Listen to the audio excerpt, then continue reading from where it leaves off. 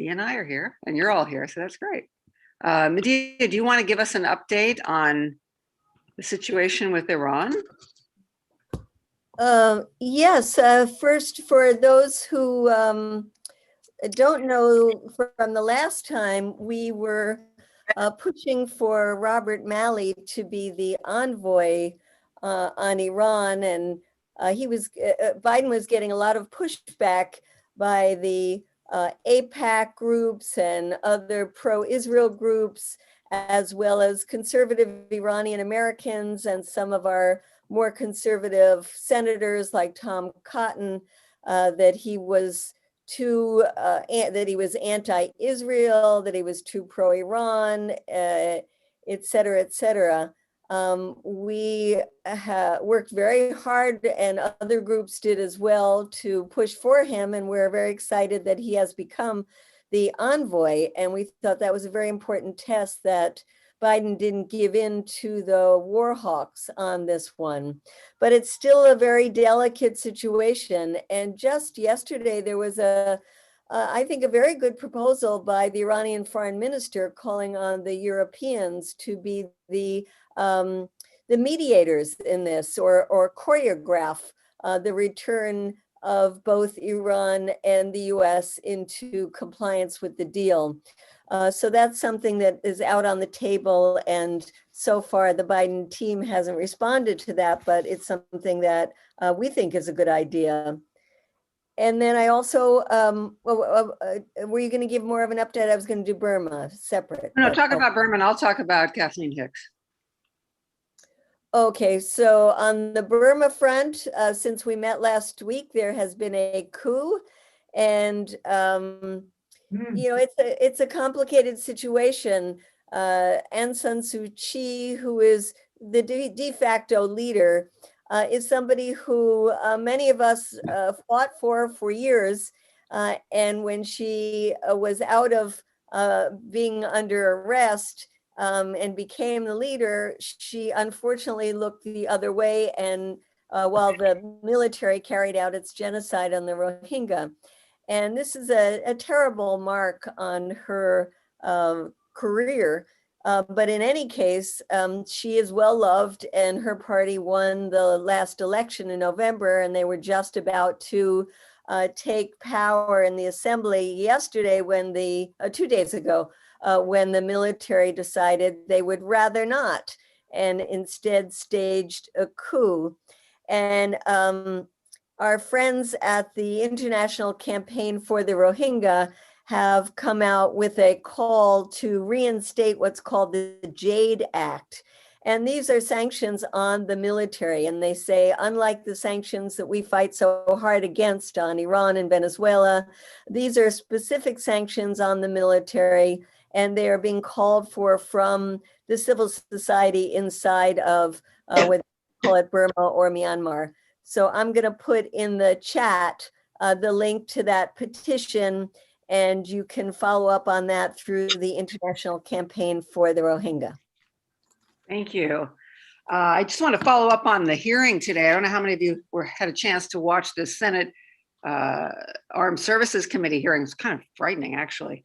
These Republicans are so married to war, and the Democrats are largely talking about equity issues with women in the military, and very little, I didn't hear any, when I was listening, any challenge to the principle or hegemonic thinking that we have to modernize our nuclear weapons. So Kathleen Hicks has been nominated for Deputy Secretary of Defense. Our suspicion is, or what we've read, is that she was brought in because the Secretary of Defense, Lloyd Austin, is not hawkish enough on China. So she was asked to verify that China is basically our enemy. And she said, well, yeah, she was very concerned about China.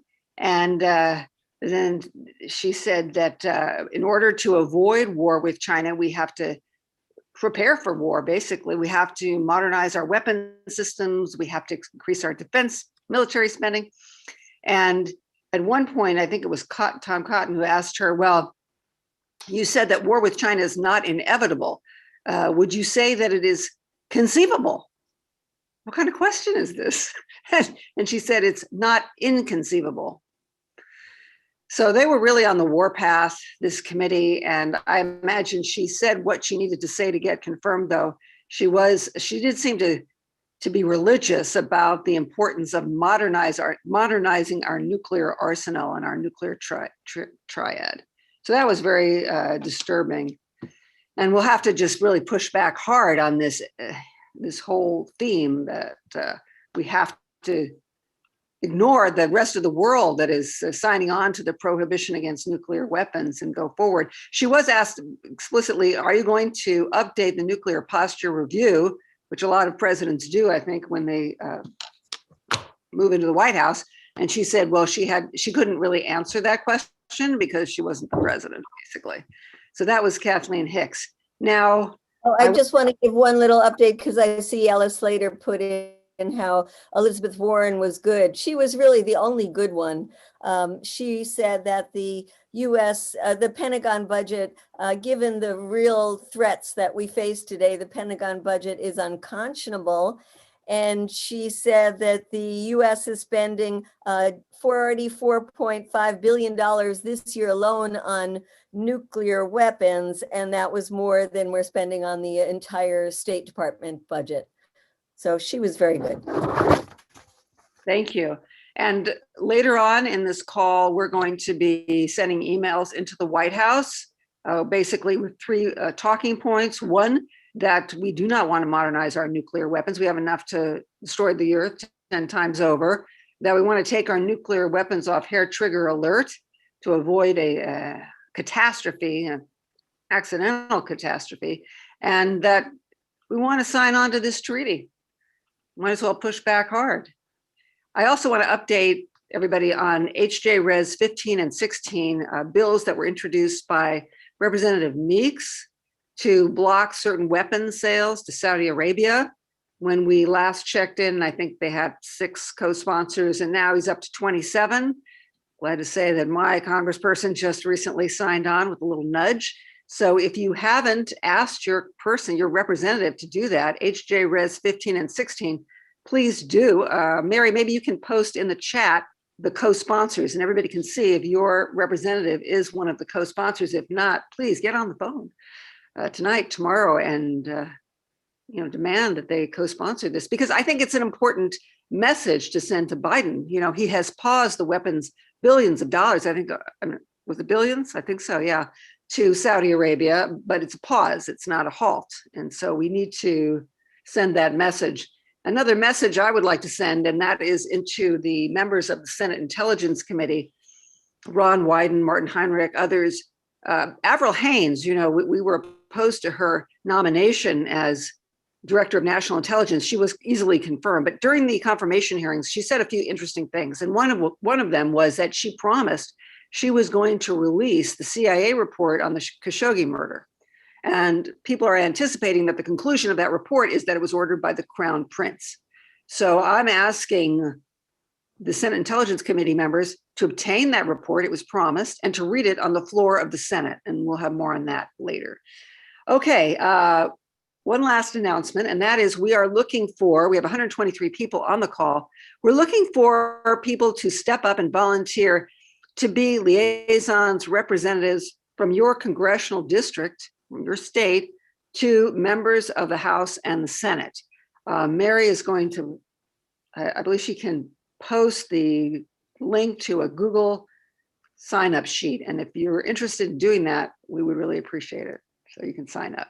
Now, anything else, Medea, that you want to announce or share? No, that's great. Okay. All right. So moving on, Hanieh is very sorry she can't be with us tonight. She's a little bit under the weather. She sends everybody her best, and we will hopefully see her next week. Well, we are very honored to have with us tonight John Feffer. He is the director of the Foreign Policy Institute at the director of Foreign Policy in Focus at the Institute for Policy Studies. Many of us are familiar with this terrific policy group. He is also the author of Aftershock, A Journey into Eastern Europe's Broken Dreams. John Feffer is the former associate editor of World Policy Journal. He worked as an international affairs representative in Eastern Europe and East Asia. for the Friends Service Committee, and he studied in England and Russia and lived in Poland and Japan, and is, needless to say, worldly. John, we look forward to hearing what you have to say about US-Russia relations and the Biden administration. It's been so tumultuous lately in Russia, so we look forward to getting your thoughts about what's going on there and what we can expect and what we need to do to ensure that we have world peace. So take it away, John. Thank you. It's very kind of you to invite me. And I'm going to share screen with you all. I'm going to try to make this quick because you basically wanted us to only speak for 10 minutes and also focus a little bit on arms control.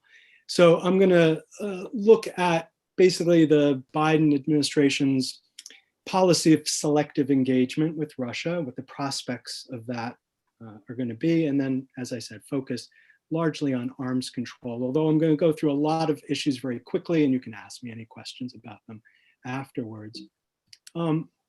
Obviously, things don't start off on a very good foot when we have, the future president of the United States already asserting that Russia is going to be the biggest threat to America. Putin, of course, recognizes that. You're cutting out on us a little bit, and I'm wondering if you can maybe move your computer or something. Your internet connection. Is it my voice that's cutting out, or? Yeah, it's better now. Oh, okay. Maybe it's whenever I hit the advance key on the computer, it cuts out. So I'll stop when I hit the advance key. So here we have, of course, Putin's comment on Biden. So we're starting off with not a lot of good blood between the two of them. I'm going to go through several points of conflict in US-Russian relations that complicate even this bad blood between the two leaders as we start off this relationship. Obviously, the major issue that Russia is concerned about or has been concerned about is NATO expansion. You can see that the NATO countries are blue, and you have the Baltics right here on the doorstep of Russia. Green, of course, is Ukraine, a prospective member in the future, possibly, that Russia has worried about. So that has been a major consideration for Russia. For the United States, of course, Russia's relationship with Ukraine, the annexation of the Crimean Peninsula in 2014, civil war in eastern Ukraine, in Donetsk and Luhansk, and the general shift, in some sense, in Putin's foreign policy toward a more nationalistic orientation. And when I say nationalistic, I'm being very specific here. There was a shift in rhetoric that Putin made around 2014 away from Rossiyski, which is the Russian term for civic Russian, a citizen of Russia regardless of ethnicity, to Ruski, which is ethnic Russian. And so that was a real shift in discourse that took place around the war with Ukraine. Other points of conflict, regional hotspots, Afghanistan, Syria, Libya, Turkey. Petropolitics, the Nord Stream 2, which is, of course, a pipeline that runs from Russia to Germany. It hasn't been completed yet, largely as a result of US sanctions. Germany would like to get natural gas from Russia. And of course, the United States would like to sell its own natural gas to Germany. And so it's both a geopolitical and, frankly, an economic conflict. Human rights, obviously, the demonstrations that have taken place over the last couple of weeks, which have been a continuation, in some sense, of human rights demonstrations, largely against the Putin government, that have taken place over the years. Certainly, the latest outbreak has made it into the news, but it's not unique. I can talk about those in greater detail if there is interest. Assassinations of Russian oppositionists. This is Litvinenko, who was assassinated in UK in 2006, as well as attempted assassinations. But of course, Boris Nemtsov killed in Moscow, and other attempted poisonings, Navalny, the most recent. Election interference, obviously a great deal of detail about Russian activity in 2016, less activity in 2020. Two pieces of legislation in Congress that are directed toward Russia as a result of interference in 2016. But Russia has its own beefs about US support of color revolutions, namely the revolutions in Georgia and Ukraine, et cetera, and really support of protests within Russia itself. Okay, so that's the background of points of conflict. So let's move to a somewhat more optimistic and proactive side of the discussion, and that is the selective engagement, where the United States and Russia can actually engage with one another. And these are 5 different areas of potential engagement. I'm going to focus on arms control. I'm just going to go through the others very quickly. Obviously, Medea was talking about the Iran nuclear deal earlier on. That is something that both the United States and Russia have agreed on the importance of and have coordinated with. And so, and the US re-entry into that deal, I think, could serve as an important kind of stepping stone for greater coordination between the United States and Russia. Pandemic, obviously, is a worldwide concern. Russia has come up with its own vaccine, Sputnik 5, which it has also marketed and given to other countries in the world, something the United States really hasn't done. Climate change, another major issue. Russia, of course, is a major oil and gas exporter. The Russian government is very much wedded to fossil fuels, both the production and the sale of them. But Russia is also a victim, if you will, of climate change. As you see, it's warming 2.5 times faster than the rest of the globe. Partly, obviously, a question of geography in the northern reaches of the country. And here you have a picture of the taiga, and it's melting out in the far east. But there are other possibilities for environmental coordination or cooperation. Just today, in fact, there was the news of a new joint contingency plan that was signed as a continuation of an earlier agreement around combating pollution in the northern reaches. Okay, arms control, and this is what I'm really supposed to focus on in this presentation. As you know, New START has been extended. This is the lowest hanging fruit in the arms control universe. As you can see from this line here, this was not really a disarmament treaty. This was establishing a ceiling on warheads up to which both the United States and Russia could build up to. And you see that in both cases, Russia and the United States didn't even hit the limit of 1,500. But if New START hadn't been extended, we would have seen what's called upload capacity of warheads, both on the US side and the Russian side, go well above this, this particular ceiling of 1,500.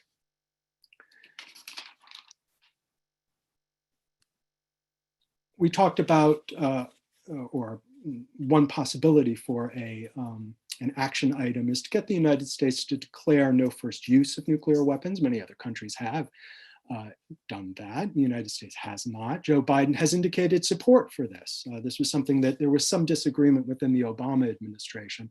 I think Biden was more favorable to it than Obama was. So there's a real possibility we could kind of push him on this to get the United States to declare no first use. And that would be useful. It's not the most perhaps important arms control or disarmament measure, but it is an important first step.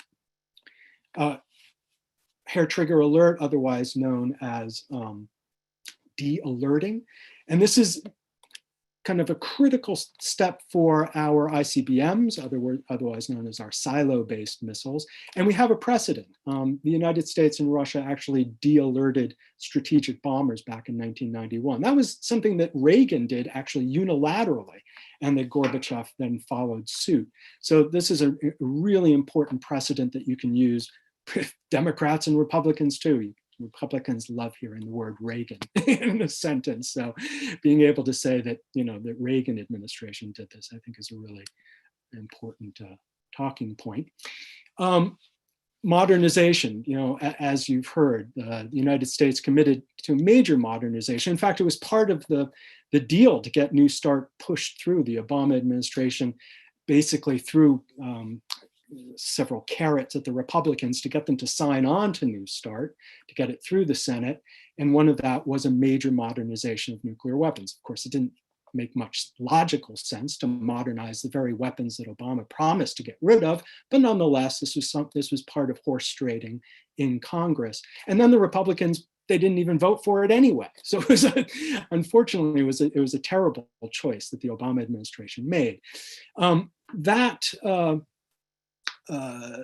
Modernization is been continued under Trump, $500 billion, as you see, over a 10-year period.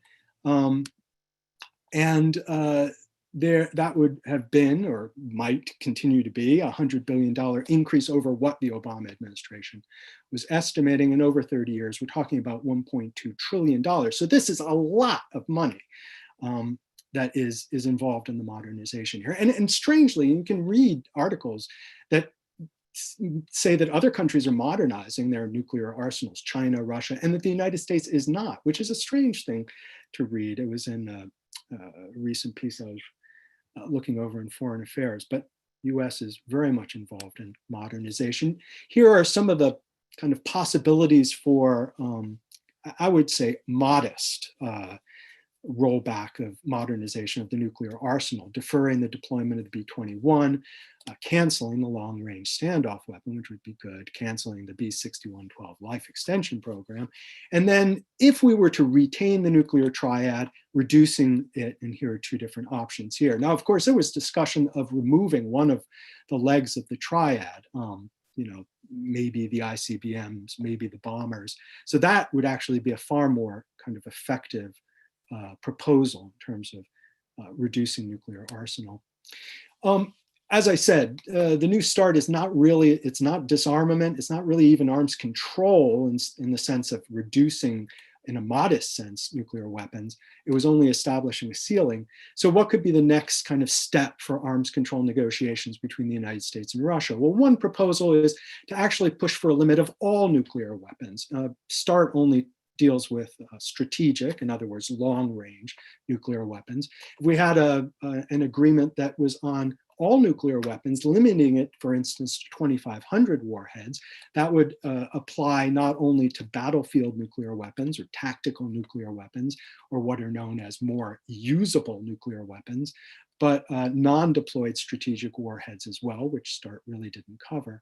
And if we had a limit of this nature, we would cut approximately 50% from the US nuclear weapons, and even more from Russian nuclear arsenal, which would be pretty significant. And this is frankly well within the boundaries of acceptable arms control discourse. So this is not a radical proposal here. Also on the books would be, say, looking at conventional weapons, conventional missiles, or missile defense reductions. Long-term goal, well, of course, comprehensive test ban treaty, that's been, on the wish list for a long time, as well as the treaty on the prohibition of nuclear weapons. Of course, both of those would require a Senate approval, and that would be 2/3 for a treaty, and that's a pretty high mark to meet, but something to keep as a long-term goal. More perhaps likely in the short term would be the arms trade treaty, getting Senate ratification of that. That would be slightly easier. I think we could get maybe some Republican support for that. When we're talking about the treaty on the prohibition of nuclear weapons, one intermediate goal is actually to get Germany to sign it. Germany has kind of resisted signing this treaty. And it's of course not a nuclear state, but it does have nuclear weapons on its territory. So pushing Germany and working with the German peace movement to get Germany to sign on, I think would be a really important intermediate goal.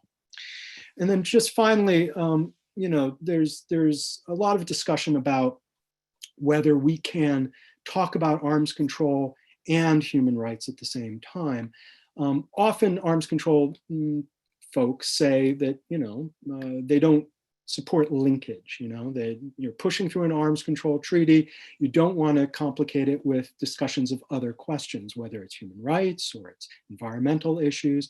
If you look at the Iran nuclear agreement, it focuses specifically on Iran's nuclear program. It doesn't address any other questions like Iran's missile program or human rights in Iran.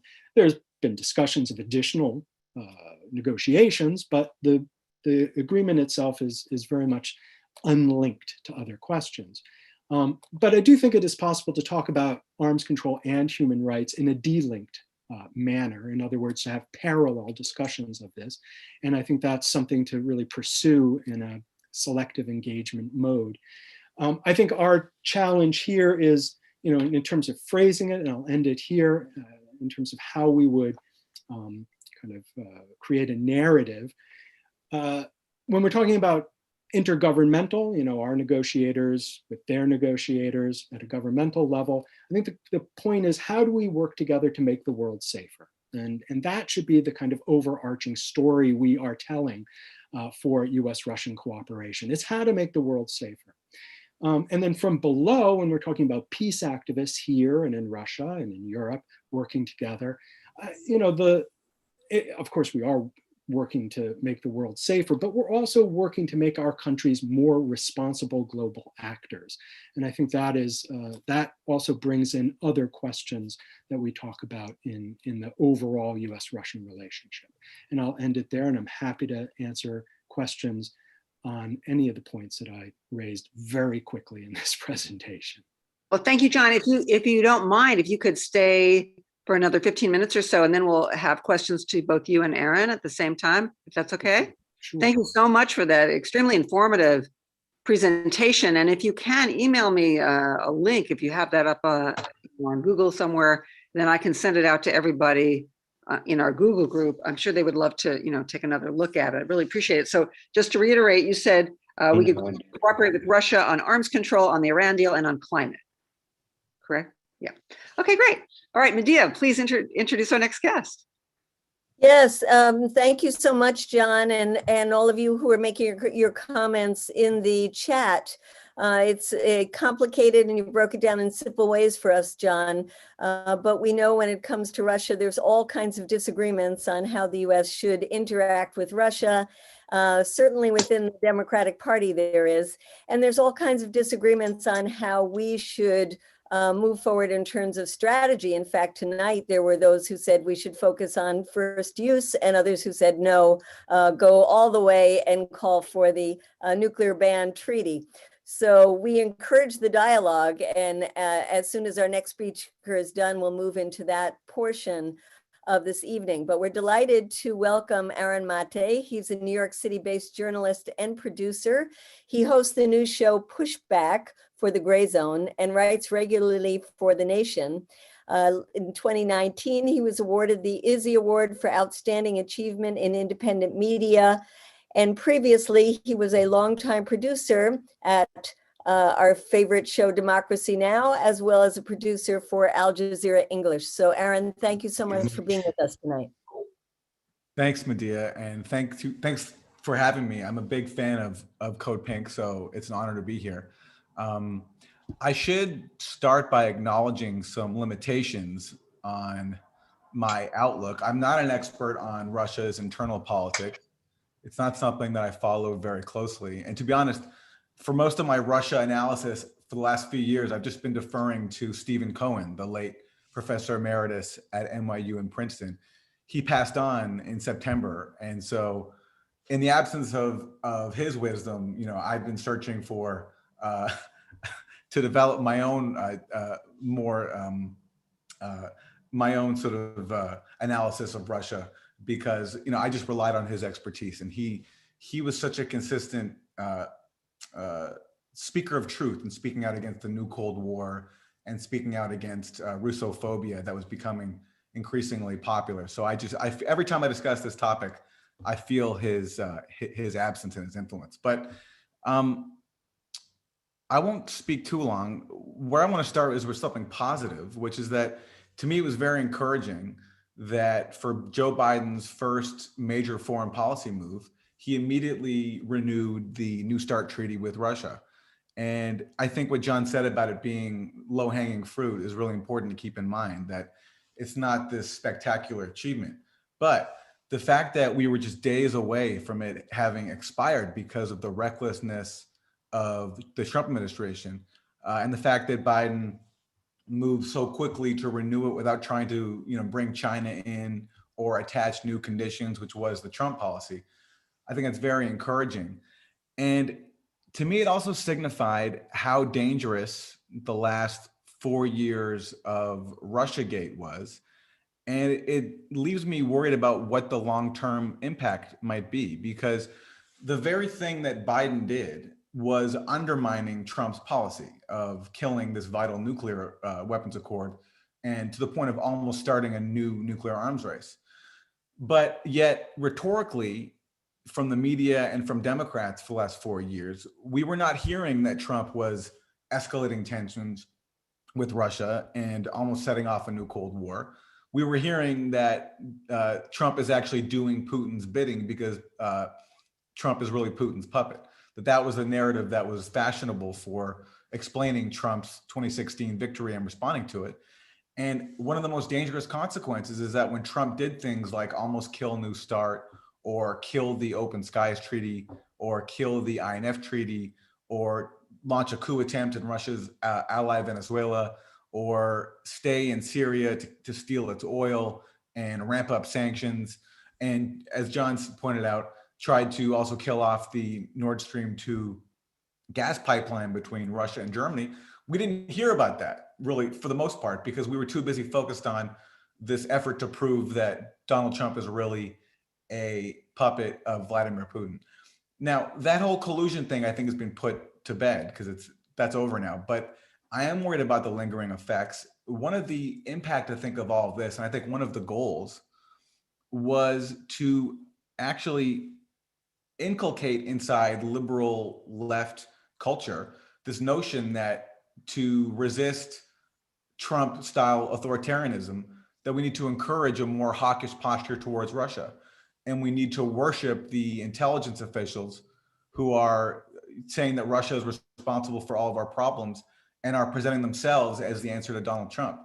That, I think, was one impact of the last 4 years. And now that Trump is gone, which is something to celebrate, I'm worried about what the impact will be and whether the impact of that will be to make diplomacy with Russia, which I think is very vital for the planet's survival, will make that diplomacy even harder. And we're already seeing that because when Biden announced that he was rejoining New START, it was accompanied with this announcement that he also was going to conduct an intelligence review of all these various allegations against Russia. This claim that Russia paid bounties to the Taliban in Afghanistan, which despite like weeks of media hype, at the end of it, the Pentagon quietly admitted that they had found no evidence for it. And then it kind of went away until Biden revived it a couple of times during the debates and during the campaign. But now he's putting that back on the table. And also that Biden was going to look at whether Russia poisoned Alexei Navalny, and also going to review allegations of Russian interference in the 2020 election, which I was confused by because I thought this was a pristine election with no fraud at all, which is what I think is true. And if there was interference by Russia, then wouldn't that possibly taint Joe Biden's victory? So I was surprised to see that allegation being revived. And what has me worried there is I don't think these allegations are being revived because there's any basis to them. I think they're being revived because they serve a political end. And the political end has been, since 2016 especially, but before then with the conflicts in Ukraine and in Syria, to increasingly demonize Russia, to stigmatize diplomacy with Russia, and to blame Russia for our own problems, and to find ways to basically justify a hawkish posture towards Russia, which is very profitable for weapons manufacturers. For example, in the late 90s, when the Senate debated the expansion of NATO, it was like there was a record amount spent then from the arms industry on lobbying, like something like over $50 million within a couple of years, just as the Senate was debating NATO expansion, which it ultimately approved. So it's profitable for weapons manufacturers to have tensions between the US and Russia, but it's dangerous for everybody else. And one of my biggest problems with the Russiagate fixation of the last 4 years is that I felt is that instead of encouraging liberals and leftists to oppose these tendencies, it was actually enlisting them in them. And there are powerful elements inside the government that are behind this, that believe in it, and that are continue to put out stories that advance that goal.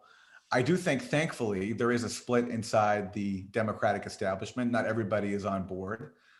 Whereas under Trump, it was, despite Trump making nice with Putin and thinking Putin's a great guy. Everybody else was totally devoted to, world destruction, tearing up nuclear treaties, massively increasing weapons spending. So I think the fact that there's somewhat of a split inside the Biden camp is encouraging. It opens up opportunities for the peace movement. I also think we should look at other areas that don't get as much attention, but I think do drive US-Russia tensions, especially Syria, which is a difficult issue on the left. There's been some division around that. To me, it's very clear. And I think it's worth reckoning with. And because I think to ignore it actually increases the dangers of confrontation between the US and Russia there, where basically whatever you think about Assad, and I'm no fan of his, I'm grateful I don't have to live under a dictator like him. The fact is that the US was on the side of pouring in billions of dollars in weapons that went to jihadists, and that Russia's intervention stopped that. And I feel like now Syria is being punished for the fact that the US lost that dirty war, with the US under Trump imposing these Caesar sanctions that are, according to all experts, on the level of the sanctions that we imposed on Iraq in the 1990s.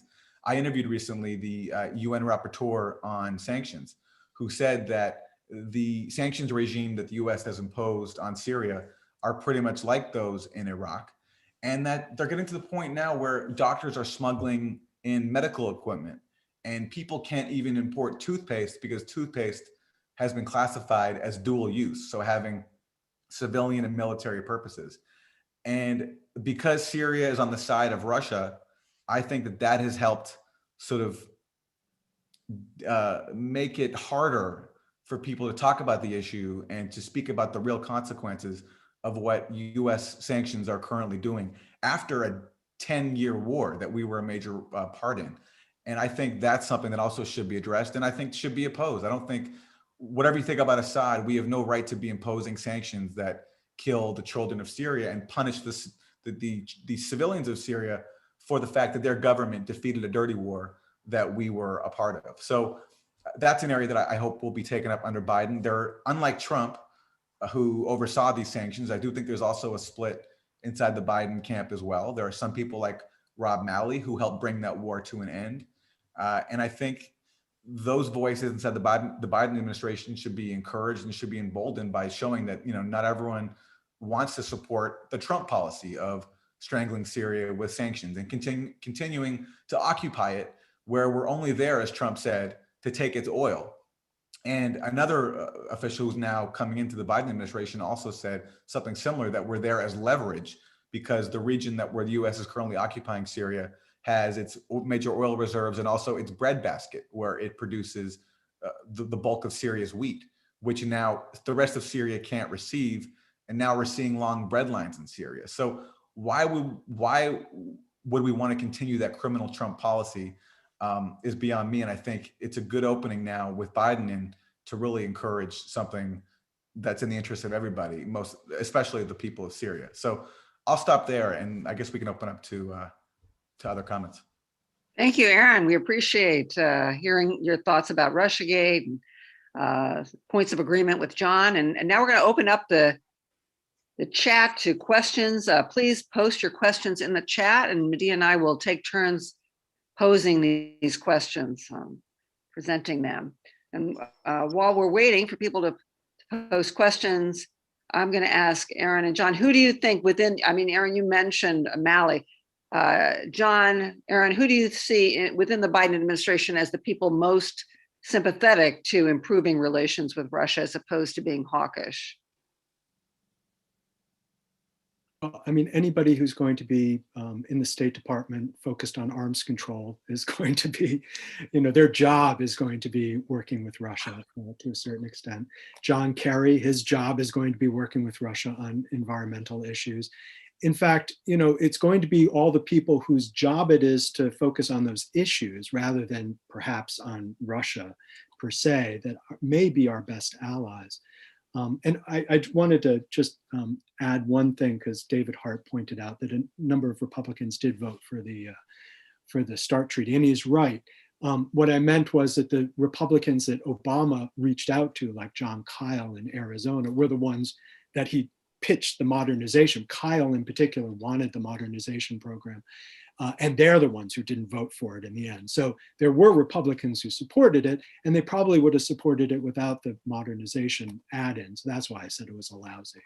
But thank you, David. That's a really important point. Okay. I'll say Can who I, was not, oh, go ahead, Aaron. I'll say who was not in favor of improving relations, I think. Well, there's Victoria Nuland, who Biden has brought back in, and she was instrumental in the coup in Ukraine that really helped set off so much of the current tensions between the US and Russia. You know, she was the person on that famous phone call that was leaked by Russian intelligence where she says, F-U-C-K the EU, that we don't need them, that we're going to pick the Ukraine president that we want. And she went over with John McCain and handed out cookies to the protesters in Maidan. So that's someone who I think is not probably in favor of improving relations. But yeah, again, anything is an improvement over the Trump gang, where there was just, despite what was said about Trump and despite Trump saying nice things about Putin, policy-wise, it was nothing but confrontation. And I'm really happy that that era is over, and it creates a new opening. I think it's hard to talk about Russia today without talking about Navalny. So maybe you could each give us your views on what he is like, what he stands for, how destabilizing is this for Putin, where is it all going? And perhaps we can start with you, John. Sure. So, you know, Alexei Navalny is an interesting fellow. He started out as a kind of classic liberal. He joined the Yabloko bloc, which was this kind of liberal party back in the late 90s, early 2000s. And but liberals, whether they're classic liberals in the European sense or liberals in the American sense, they're not too popular in Russia. And the liberal parties basically have not garnered very many votes. Liberal, you know, philosophy and politics are just not kind of the basis of mass politics. And Navalny, I think, realized that. He shifted pretty clearly and pretty hard to a nationalist position, and not just a kind of overall nationalist. I distinguish between Ruski and Rossiyski, Ruski being ethnic Russian, Rossiyski being civic Russian. Navalny was clearly on the Ruski side, ethnic Russians, very xenophobic positions on kind of foreigners and even non-Russians within the Russian Federation. But that too, he evolved from, in part because he really, that position too was not necessarily a useful political campaign either. And what he seized on ultimately is corruption. And I think that is an issue that even folks who are conservative and even very conservative in Russia feel very strongly about.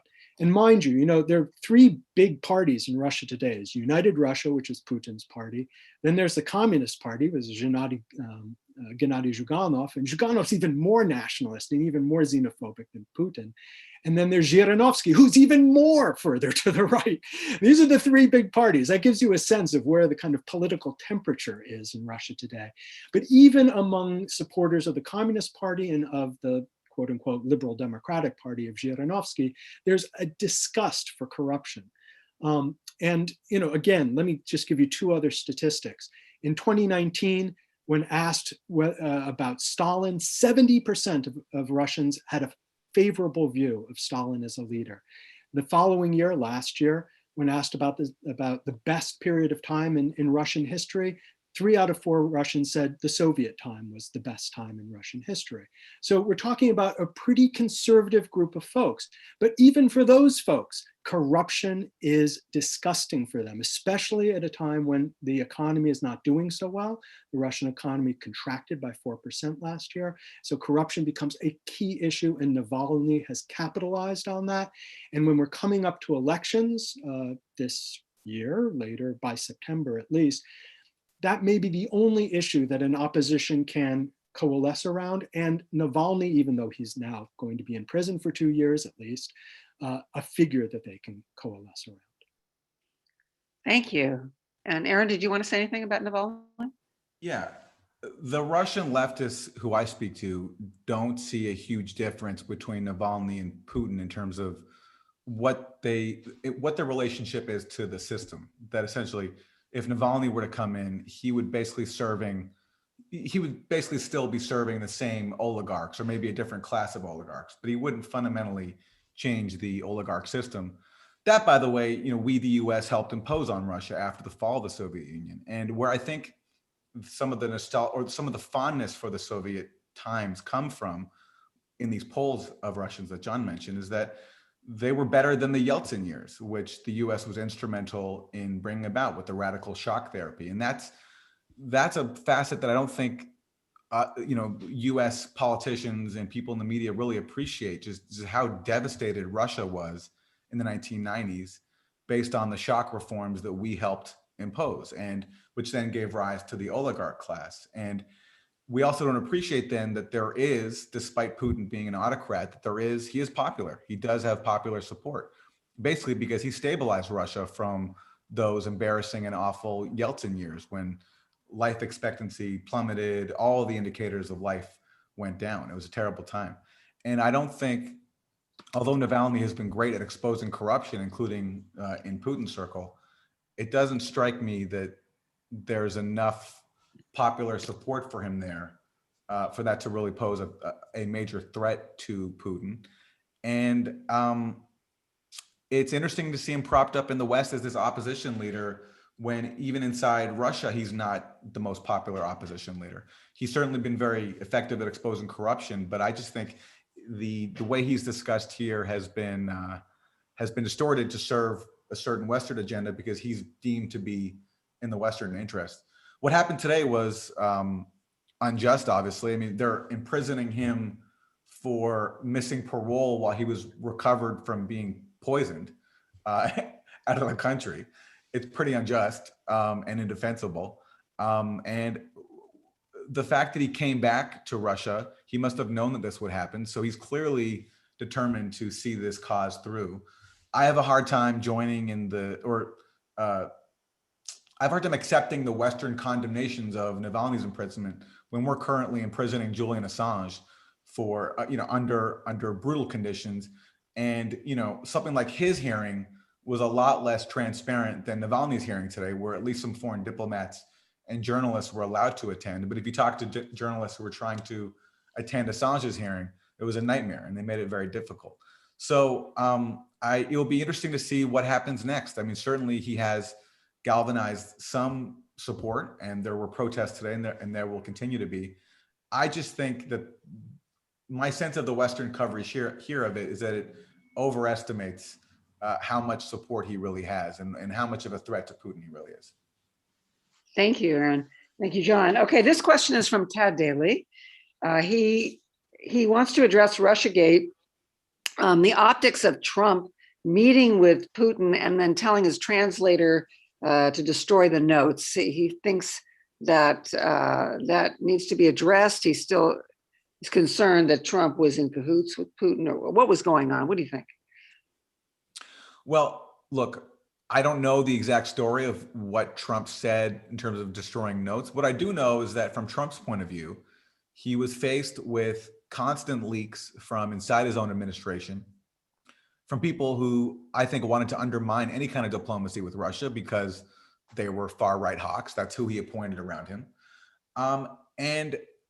He, on top of the fact that his entire presidency was engulfed with a series of intelligence community leaks, falsely planting this story in the public that him and his campaign were Russian agents. I mean, I don't have to go through the story, but just think back, try to remember how many countless times we heard about bombshells, collusion bombshells, and how many of them turned out to be total duds. And in fact, frauds. I mean, I covered this very closely, and there were many times when stories were planted that were just completely fake. Like early on in Trump's presidency, actually 4 years ago this month, you can look it up. There's a New York Times story that said Trump associates had repeated contacts with senior Russian intelligence officials. And the source for that story in the Times was a bunch of US intelligence sources. And later on, Jim Comey even came out and said that the story was not true. and we've never heard anything about it since. So there's no factual basis for it, at least to come out. So it was obvious from the start that there were certain people inside the national security state who had an interest in leaking false stories about Trump and Russia.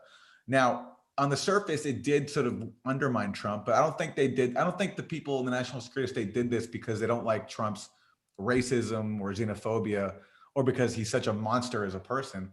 I think they wanted to criminalize diplomacy with Russia. And I think they also wanted to basically stigmatize anything to do with Russia and actually encourage hawkish relations with Russia. I think that was their goal. So all these leaks about Trump and Russia, I would try to view from a skeptical lens and think about what was there possibly an interest behind it. And look, in the case of presidents meeting alone, there was a time when two U.S.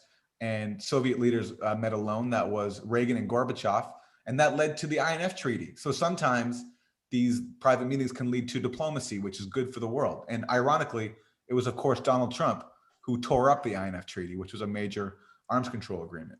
So I'm worried of anything that is used to advance the Russiagate narrative of a conspiracy and has the consequence of undermining diplomacy. Thank you, Aaron. John, did you want to weigh in on this question?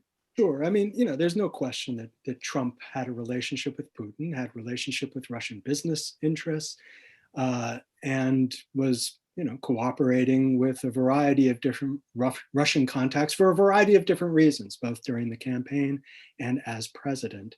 If you want to read about the business dealings, you can read Craig Unger's book on the Russian laundromat. If you want to go somewhat more speculative direction about whether Trump was cultivated or not, you can read his book Kompromat. I don't know if I'd go so far to say that he was cultivated as a person of interest, so to speak. I think that Trump actually, he liked Putin. He liked him as a person. He loved the power that Putin had. And there was an ideological affiliation as well. I mean, Putin is a right-wing nationalist and Trump is a right-wing nationalist. It's no surprise that they got along. Whether Russia had anything over Trump, a dossier, pictures, who knows? I doubt it. They probably would have come to light if they existed by now. But there's no question that there was an economic interest involved, especially at a time when Trump was having difficulty getting money from traditional sources. He could get money from the Russians, whether it was private sources or not so private sources. Whether you want to call that Russiagate or collusion, I mean, those terms have been unfortunately pulled such that they have no meaning any longer. I'd rather just focus on specific relationships and specific facts. And we obviously don't have time to go into those, but those are worth looking into, not in order to have a weapon to beat Russia over the head with. I'm more interested in the pattern of right-wing, especially far right-wing connections between the far right here in the United States and the far right in Russia. And that's extraordinarily disturbing because the far right here in the United States looks to Russia as one of the last white places on earth where they have, a real potential to grow their popularity. And that is something we should definitely be paying attention to. Thank you. Medea wanted to introduce a third voice at this point, and then I think around 6:05, we'll probably wrap it up and move into our action-oriented section. Medea? Yeah, I'm enjoying the conversation and also the chats. And I think there's a nice, healthy disagreement here on a number of issues about Putin. Jackie Cabasso, I wondered if you could unmute yourself because you've been writing a number of things in the chat and you're such an expert on these nuclear issues. So if you wanted to make a comment or pose an issue about strategy, first use, whatever, it would be great to. Thank you. I appreciate that very much. Talking about first use is gaining popularity now, but I think we need to think about what it means a lot more critically if it's going to mean anything.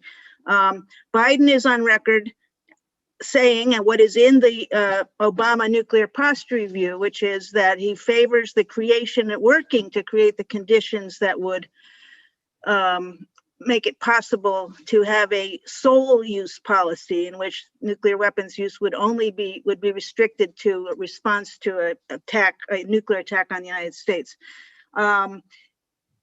In terms of the legislation that's been introduced, it's not clear in the Warren and Smith legislation that no first use would really mean the option of a second use only after a confirmed nuclear detonation on US soil. Now, is that what we really want? I mean, that's a whole other set of issues to think about.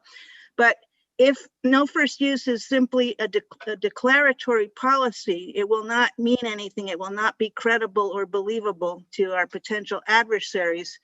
And it would require some kind of force restructuring that would be verifiable. That would also be true of taking nuclear weapons off hair trigger alert. And I found just today extremely relevant quotes from the head of the US Strategic Command, Admiral Charles Richard, in an article in the Naval Journal. He says, acting in a responsible manner is incumbent upon any great power. Fine. For China, we must pay attention to the People's Republic of China's actions more than its stated policies. While the People's Republic of China has maintained a no first use policy since the 1960s, contending it will never have a nuclear weapon first, its buildup of advanced capabilities should give us pause.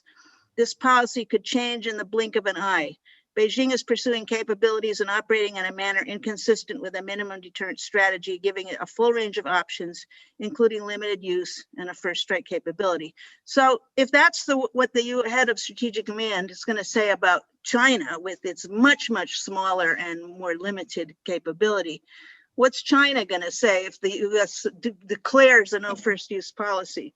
So I think we need to be aware that what we're asking for are really huge changes to the force structure, the deployed force structure, and the actual guts of US nuclear weapons policy. And I just want to point that out because too many times in the past, we've been taken in by things, you know, and we've got to learn from our experience. And finally, the third point I made was that modernization did not begin under Obama, it began under Clinton. In the first of one of these failed deals, trying to get the Senate to ratify the Comprehensive Test Ban Treaty, which they did not. He put in place this massive nuclear weapons modernization program. Obama repeated that exact dynamic with the New START Treaty, adding even more money to it. So there we are. Thank you. I think all of this has been instructive, and I urge you, those of you who spoke, to put your contact information, John and Aaron, Jackie, in the chat, as I'm sure people still have questions they may want to ask you. And at this point, I'd like to really thank our guests. Appreciate the time you took to be with us and your insights. It's so relevant and so important in terms of world peace and climate, addressing the climate crisis, the Iran deal, as you mentioned, arms control. At this point, I'd like to move into the action-oriented section of our Zoom meeting. And Mary, if you wouldn't mind, Mary, thank you, Mary Miller. She's with Code Pink. She's navigating the tech for us. If you wouldn't mind. Yes? Marcy? Yes. Maybe we could unmute ourselves and thank the guests so they can go on while we do the action part. But I think it would be wonderful if we took a minute to unmute and say thank you for your time, your wisdom, and how great it was to have you on with us. So yes. Thank you. Thank you. Thank you. Thank you. Great discussion. Thanks so much. Excellent. Very helpful. Yeah. Woohoo. All right. So now Mary's going to post in the chat our action alert. And as Medea mentioned, there was some discussion about this with Alice Slater, who's deeply involved in the issue of denuclearization. And that was, what should our ask be? And we all agreed our ask should be that we reject the modernization. We don't need more nuclear weapons to destroy the earth. We want to take these weapons off hair trigger alert because that's, they could be launched within 10 minutes. And we saw what happened in Hawaii with a false alarm. And it's just so frightening to think about. And then Alice, I don't know if you want to give us any background on this nuclear treaty, asking that we sign on to the prohibition of nuclear weapons. Well, I think you all know that we passed this treaty. It entered into force last week, I think, with 122 nations voted for it, 80 something signed, 51 ratified. And it says nuclear weapons are prohibited, they're banned, you can't use them, you can't make them, you can't threaten to use them, you can't share them. And we've never had that before. So, of course, the nuclear weapon states didn't sign it, but it's going to make it, they're stigmatizing the weapons. And even in the countries where the US keeps nuclear weapons, like in the NATO 5, Germany, Belgium, Holland, Turkey, and Italy, there's tremendous grassroots activity to get them out of the NATO countries. So we think we should put it up there and ask President Biden to sign this, because the treaty itself allows nuclear weapon states to sign and then put out a plan for how they will disarm. So we think that we should put it out in America. There's parliamentary pledges asking for it, cities resolutions, state resolutions. And so we asked that Biden sign it and then call on the other nuclear weapon states to negotiate with us for verified time-bound nuclear disarmament. Thank you so much, Alice, for your wisdom and your insights on this. All right, so we have the email or the site where you can go to and send an email to Biden. And we have some text. Feel free to use this text or write it in your own voice, incorporate what Alice said. And let's all do this right now. We have 122 people. I think it'd be great if they got 122 emails from us asking for these 3 things. All right. Now, Marcy, if we put it again in the chat, they can cut and paste it more easily. Okay, let's do that. Let's put it in the chat. Is that okay, Mary? I don't know. Take it up. Yes, I am putting it in the chat. I'll still leave it up because I feel like it's helpful to have if you want to read off the script, but I will also put it in the chat, and I will send you all a link so that you can access it later. Okay, yeah, we won't be calling anyone. I don't think the comment line is working. So basically, we just want to send an email. Okay.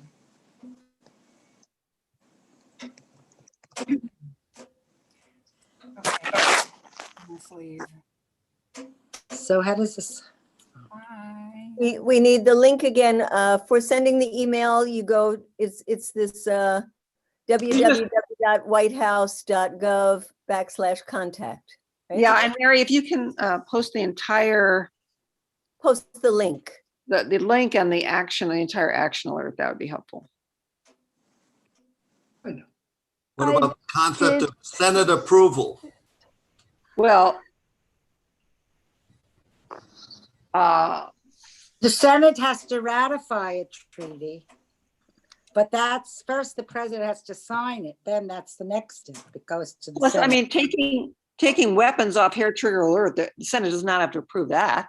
And, No. and reject nuclear modernization, I don't believe the Senate has to approve that either, right? Approve the Well, fund. The funding, they I don't know if they can vote the budget that the president doesn't want to spend. If the president says, I don't want it, I don't know. That's a good question to think about. But no, but I mean, the president has to set the tone and say, I don't want to spend money on modernization, you know.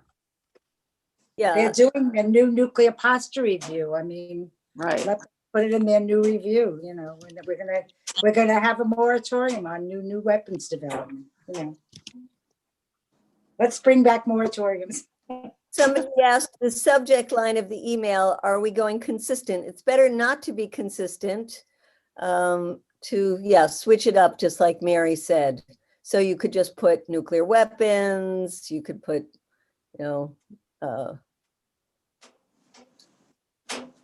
I don't even see a subject line on mine. Where are we looking, in the chat? If you Google White House, contact the White House, or it'll take you to whitehouse.gov/contact/, and I don't see a subject line. It says, right.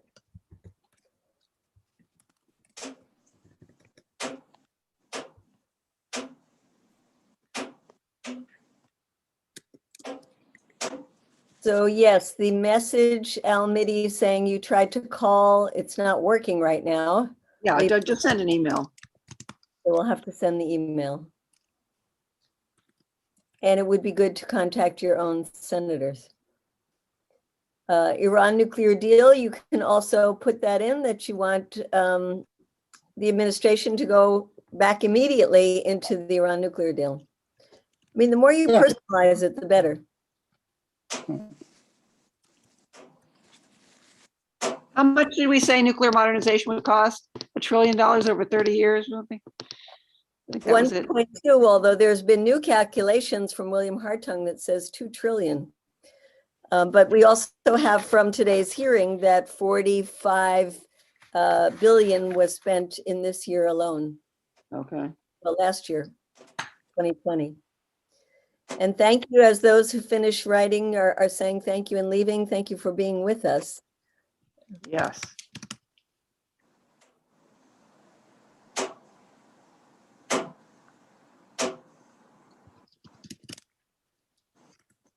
And Jackie Cabasso is putting some of her own suggestions in there, which some of you might want to take and use as your text.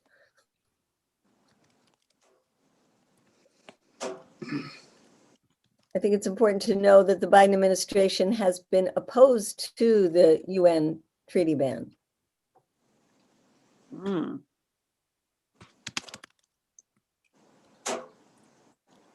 So what's it called? The UN Prohibition Treaty?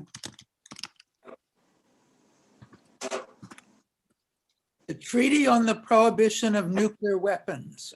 Okay, thank you. And they use the 4 capital letters T, P, N, W as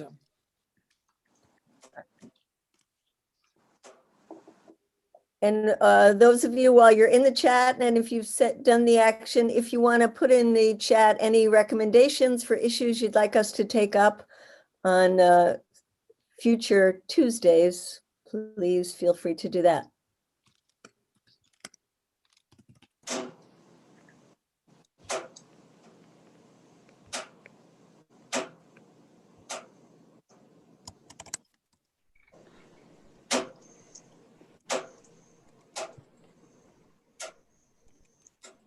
And since we're not making calls, if anybody wants to talk, you should go ahead and do that. Can you put up the message on the main screen again? It's, I'm having difficulty trying to copy and paste out of the chat. Okay, yeah, and Alice, what are the 3 things you want us to say about, because I can't see the message right now, about the treaty? Just that he should sign it. Yeah. And then exercise the power of U.S. leadership to invite other nuclear weapon states to join with us and begin negotiations for a town-bound framework with verified inspections for the total abolition of nuclear weapons. And then the other thing is take them off hair trigger alert. Yeah. And stop the modernization. We don't need any more of that. just lost my letter. So Jackie is clarifying, I don't know if the Biden administration has expressed opposition to the treaty, but the Obama administration strongly did so, as did the Trump administration. So I think unless anybody has specific information, we want to ask them to speak out on it. The United States has opposed it in the past. I don't know where Biden. They oppose it all along. All the nuclear weapon states and the nuclear umbrella states oppose it. So we know he opposed. The enforced day for the TPNW was last Friday. All the signatories. The U.S. is not a signatory. No, but anybody can sign now and ratify. But when we got the 50 countries last week, it entered into force. It became correct. law. I think it's like there's 86 countries as signatories now. But more can keep signing. You know, that's so. Countries have Yes. ratified, and so it became international law on the 22nd. Right. Yep. Yeah. Or yeah, it was Friday the 22nd. Yeah. We just don't have a statement from the Biden administration about it. So that would be good to push them to say something about it. Yeah, but I think- think I don't want a statement. I want to urge them to sign it because, you Yes, know. well, that's what we're doing tonight. Okay. great. Veterans for Peace has sent something. Veterans for Peace has sent something. Great. The Bill I Hartung thought Code number Pink did. of 2 trillion is, 100 billion less than what the president wants for the COVID relief bill right now. Right. So all he has to do is stop modernizing nuclear weapons and he can fund all he wants with the COVID relief Right. bill. That's great, Alan. I love that. Yep. Spent 45 billion this year on the nuclear modernization Yes. Yep. in 2020. Yeah. Take the screen down so we can finish our writing. Yes, my letter disappeared when you put your screen up.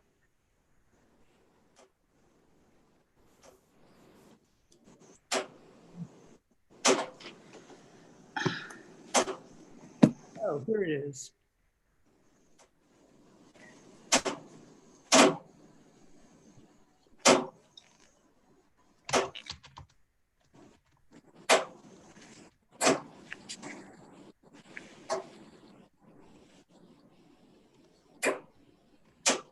John has a question in there if Alice or somebody knows the answer. Let's see what.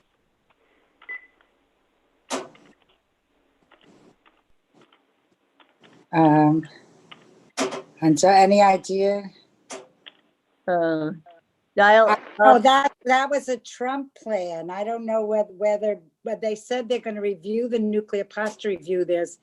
There are possibilities for really changing the shape of the arsenal. Some people are talking about not having the land-based part of it. So I don't know what Biden's going to come up with. And that's the same thing with the tactical nukes. That was a Trump idea.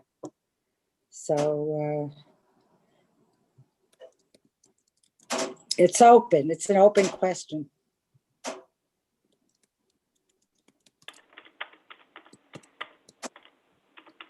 And of course, there's no such thing as a small nuke. I mean, these small nukes have half the power of the Hiroshima bomb, which killed 180,000 people. So when they're talking about smaller, more usable nukes, they're catastrophic. There is no such thing. That's like, mind speak. Alice, I think you were watching the hearing today. Did you hear when one of the senators said that we're the only nuclear country that doesn't have the ability to build a new nuclear weapon? Yeah, what was that about?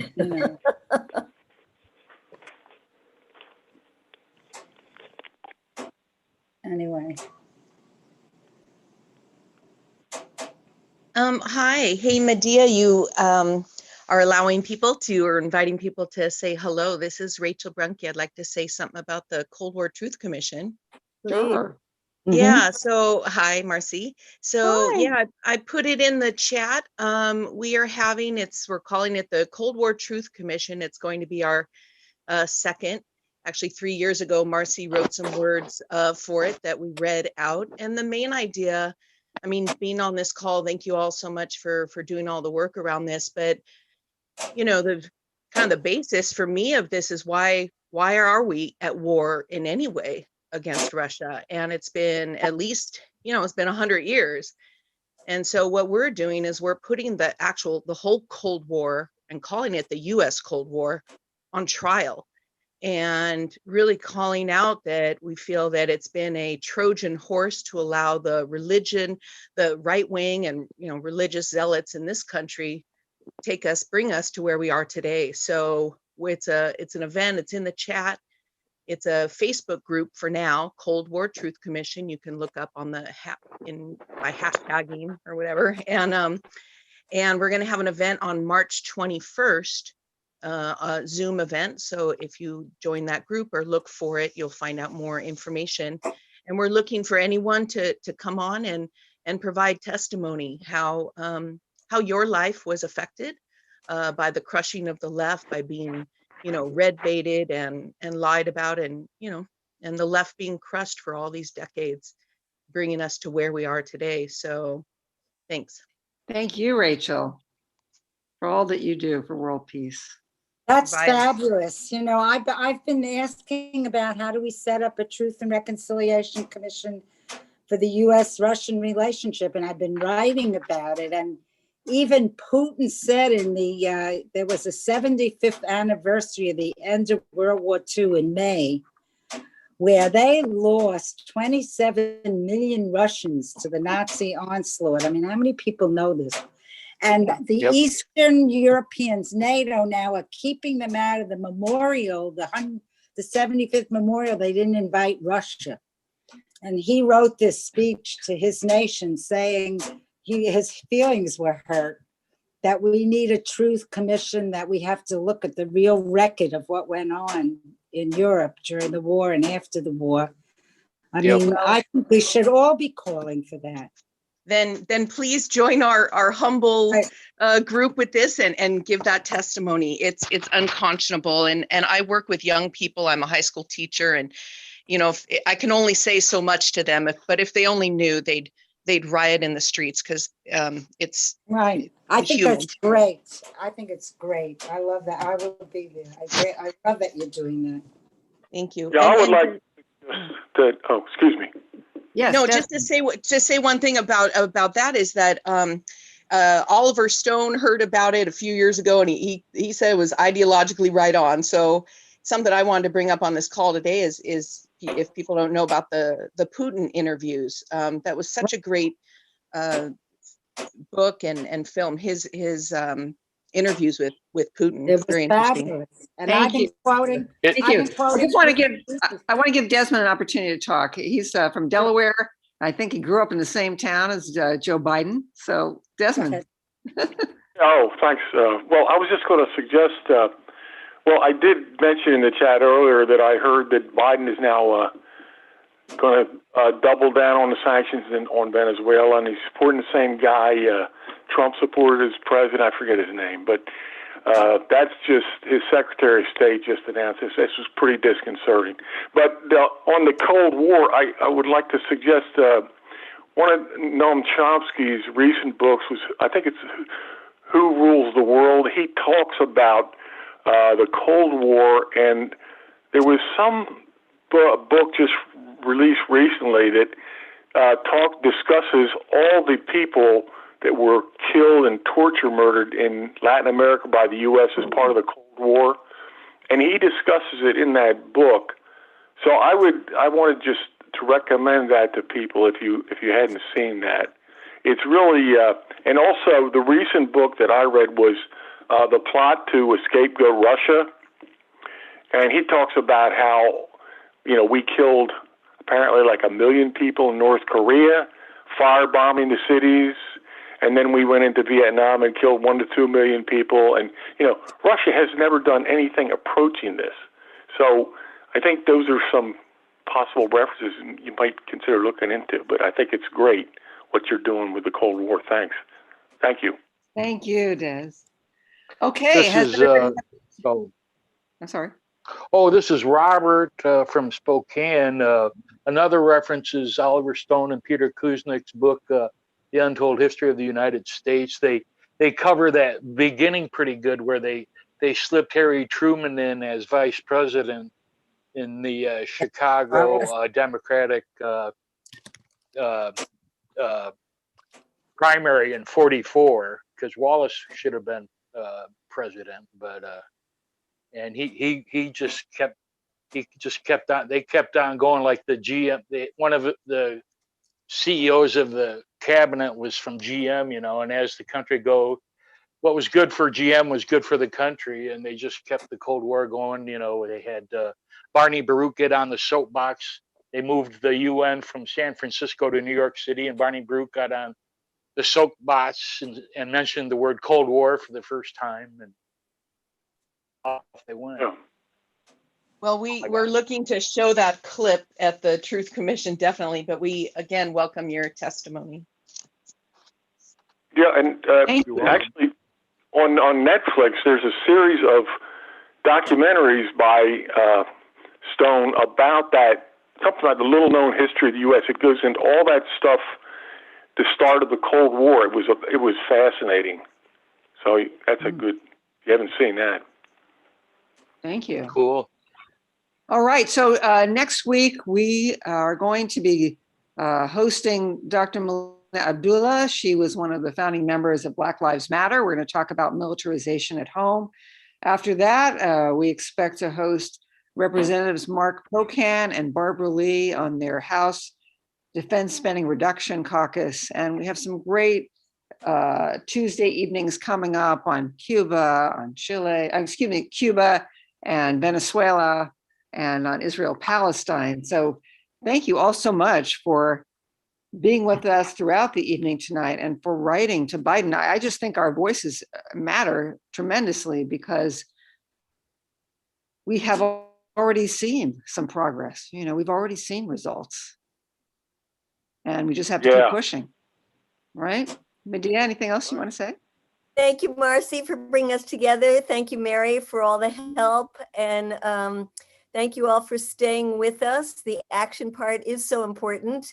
And as Marcy said, we feel like we are having some influence. So it's exciting. And we look forward to seeing you next Tuesday and the Tuesday after that and the one after that. Thank you so much. Thank you. Code Pink. I'm going to save the I'm really chat. we can all say bye to each other. Bye. You can save the chat Bye. in the corner. Bye-bye. Thank you all. Bye-bye. When we organize, we win. Keep well. Bye-bye. Bye-bye. Bye, thank you.